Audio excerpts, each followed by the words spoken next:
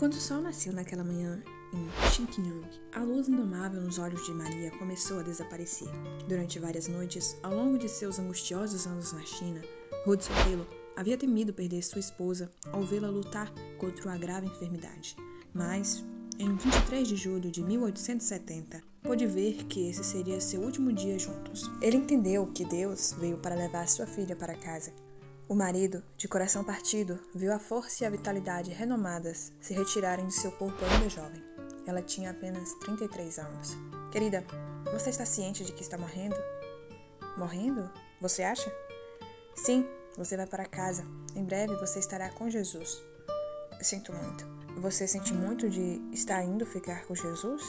Ah, não é isso. Você sabe, querido, que nos últimos 10 anos não houve um único obstáculo entre mim e meu Salvador. Não posso me arrepender de ir com ele, mas me dói deixar você sozinho num momento como este. Porém, ele estará com você e atenderá a todas as suas necessidades. Não houve um único obstáculo. Mesmo quando estava nos hospitais da Inglaterra, ela poderia ter sido curada. Mesmo depois de ter enterrado 3 dias antes o filho recém-nascido Noel, com quem teve uma gravidez exaustiva em meio ao calor opressivo do verão. Mesmo depois de enterrar o outro filho, Sammy, de 5 anos, naquele mesmo ano. Os Taylors enfrentaram tempestades após tempestades em 1870, e muitas outras antes disso. E ainda assim, Maria pôde dizer com seus últimos suspiros, nenhum único obstáculo. Embora a morte tenha perseguido Hudson e Maria durante toda a vida de casados, não foi a única oposição que enfrentaram e superaram juntos. Desde que se conheceram, suportaram mais adversidades e resistências do que a maioria dos casais poderia imaginar. Muitos de nós poderíamos vacilar sob muito menos pressão e desabar sob muito menos peso, mas Deus carregou Hudson e Maria Taylor, enquanto eles caminhavam de mãos dadas pelos vales mais escuros e mais profundos e mais devastadores. O seu amor tornou-se um drama invulgarmente trágico e triunfante do mistério do matrimônio, daquele amor soberano e inquebrantável entre Cristo e sua igreja. Hudson conheceu Maria 14 anos antes em um complexo missionário em Ningpo, China. Ele foi pioneiro no evangelho em outras comunidades, com seu querido amigo William Burns. Eles estavam desfrutando de uma receptividade inesperada naquele campo missionário até então não arado. Mas Burns foi preso enquanto Taylor tinha ido a Xangai em busca de suprimentos, e eles foram proibidos de retornar. Essa amarga providência trouxe Taylor para Ningpo em outubro de 1856. Maria Dyer conhecia a dor muito antes de cruzar o caminho de Hudson. Ela nasceu na China, pois era filha de Samuel e Maria, 2 dos primeiros missionários ocidentais naquele país. No entanto, seu pai morreu quando ela tinha apenas 6 anos, e sua mãe apenas 4 anos depois. Órfãs, ela e sua irmã Ellie foram deixadas aos cuidados da senhorita Mary Ann, que dirigia uma escola para meninas em Ningpo. Anos depois, enquanto Maria ensinava as meninas e evangelizava os chineses locais, ele havia chegado. O jovem missionário que a impressionou também compartilhou seus desejos de santidade, utilidade e proximidade de Deus. Ele era diferente dos outros. Ele parecia viver num mundo tão real e ter um Deus tão real e grande. Sem dúvida, ela sentiu atraída por ele, porque ela mesma, apesar de tudo que havia perdido e sofrido, vivia naquele mesmo mundo real com esse mesmo Deus real e grande. Infelizmente, por mais que Hudson se apegasse a Maria, outras pessoas na sala, especialmente a senhora Mary Ann, desprezavam a ideia de seu amor recém-descoberto. Alguns missionários ficaram ofendidos porque Hudson mudou sua aparência para parecer chinês, uma prática missionária radical da época. Para eles, o truque era ridículo e até constrangedor. Então, quando Maria pediu a permissão para ver Hudson, Mary Ann recusou profusamente e obstinadamente durante meses. A maneira como Maria esperou foi uma demonstração da mesma graça que o sustentaria em provações muito piores. Embora às vezes eu sinta que o maior prazer terreno que desejo é poder amar o indivíduo que mencionei tão proeminentemente em minha carta e ter com ele o relacionamento mais próximo e mais doce que 2 companheiros mortais podem ter, tanto espiritual quanto temporalmente, gostaria que ele não ocupasse o primeiro lugar em meus afetos. Quero que Jesus seja o mais importante entre 10.000 para mim, o mais encantador. Os tios de Maria da Inglaterra, seus tutores oficiais, e eventualmente escreveram para dar sua bênção à união.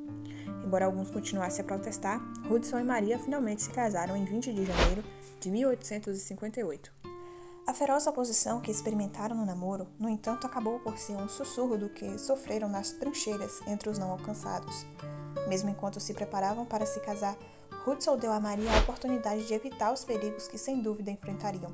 Não posso forçá-la a cumprir sua promessa se preferir desistir. Você vê como nossas vidas podem ser difíceis às vezes? Esqueceste? Ela respondeu. Eles me deixaram órfão em uma terra distante.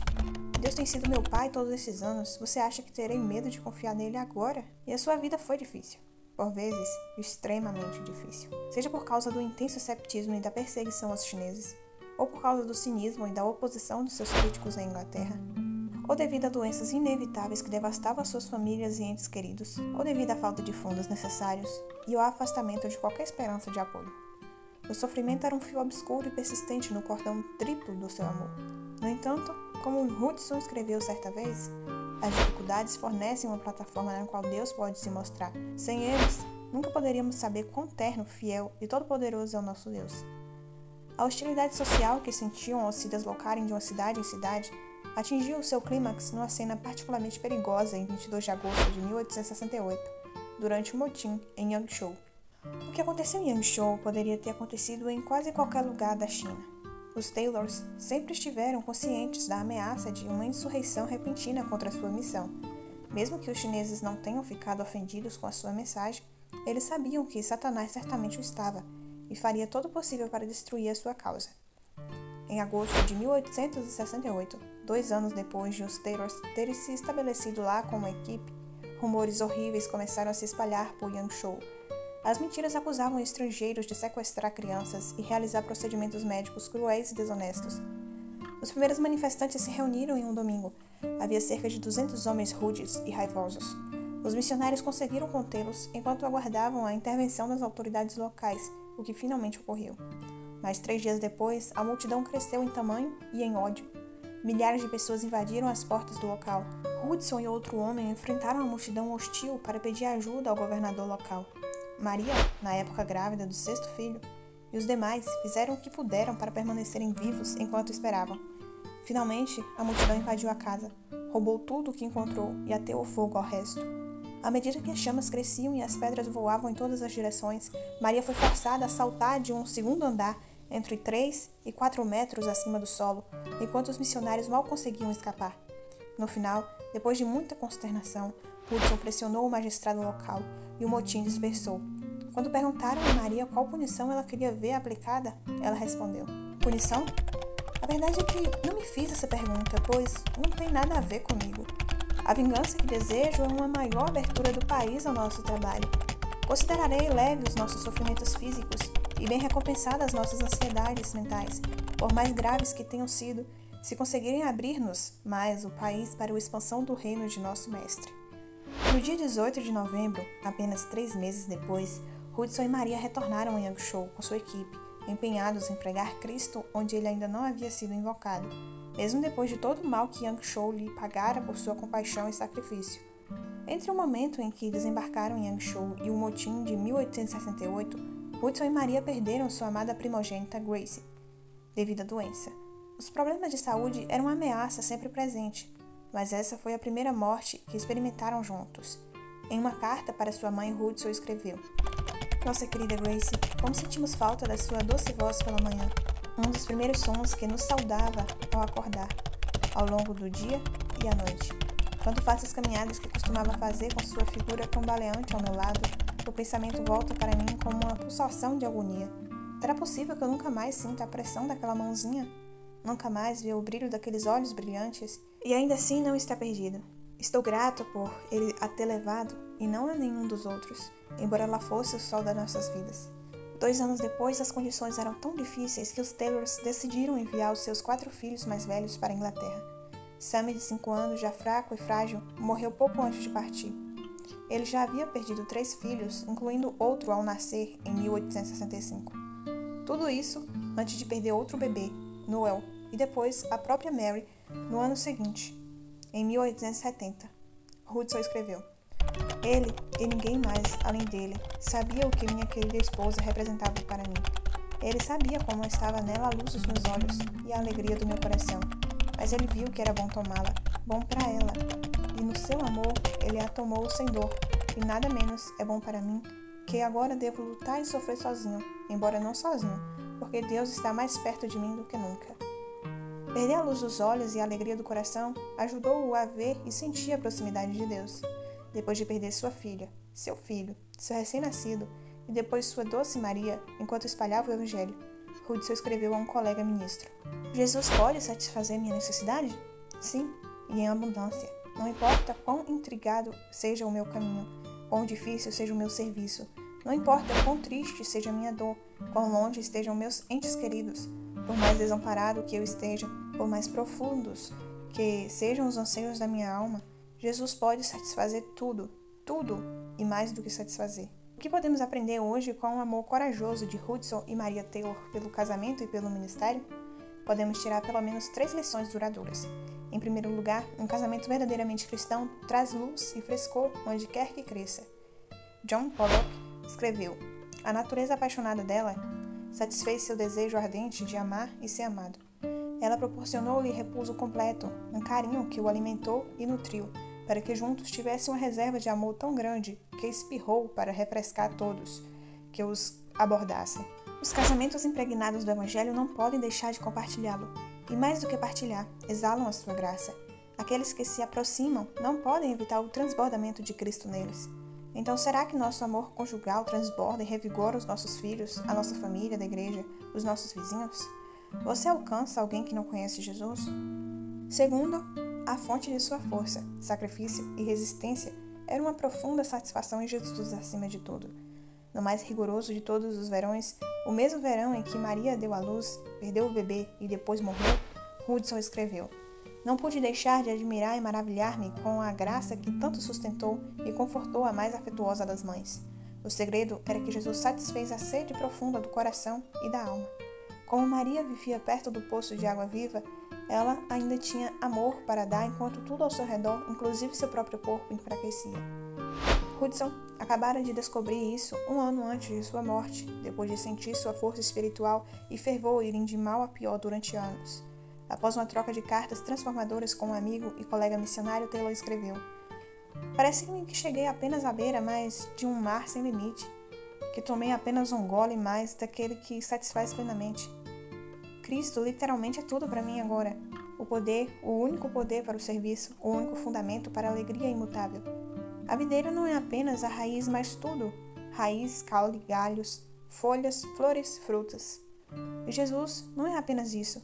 Ele é terra e sol, ar e chuva, e 10.000 vezes mais do que jamais sonhamos, desejamos ou necessitamos. Oh, que alegria ver esta verdade!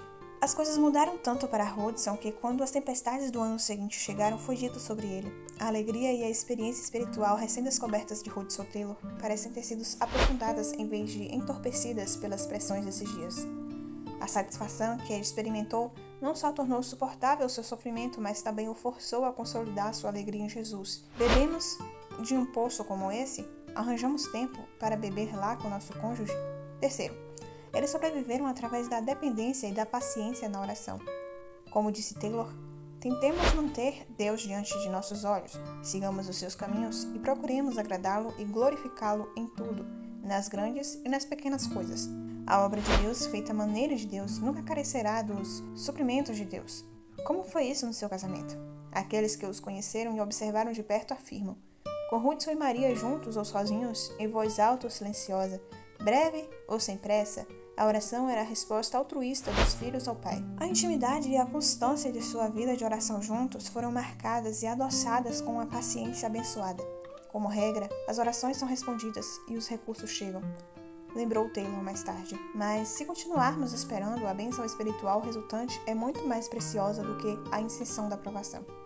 Ele acreditava que a bênção de uma oração não respondida, mesmo que fosse apenas para ter dinheiro suficiente para comer, superava a bênção de aquela oração específica ser respondida afirmativamente ou mais rapidamente. Ele estava convencido de que deveria ser assim, porque Deus não negaria uma bênção maior. Então, confiamos na oração para tudo o que precisamos? Acreditamos realmente que Deus pode suprir qualquer necessidade porque oramos? Recebemos oração não respondida com um tipo de esperança, gratidão e até alegria que brotou em Hudson e Maria? Em certa ocasião, enquanto Hudson traçava um novo caminho para o Evangelho, ele sentiu a hostilidade no ar e sua total vulnerabilidade e ataques. Ele escreveu a Maria sobre sua morte iminente. Minha querida, agora só posso imaginar segurar sua amada figura em meus braços. Talvez, minha querida, o Senhor tenha em mente que fazemos alguns pequenos sacrifícios por seu nome e por sua obra. Um pequeno sacrifício na verdade. Ele sobreviveu naquele dia. mas enterrou sua amada apenas 3 anos depois. No entanto, Hudson e Maria ficaram felizes em arriscar e perder tudo, inclusive um ao outro, por causa de seu nome.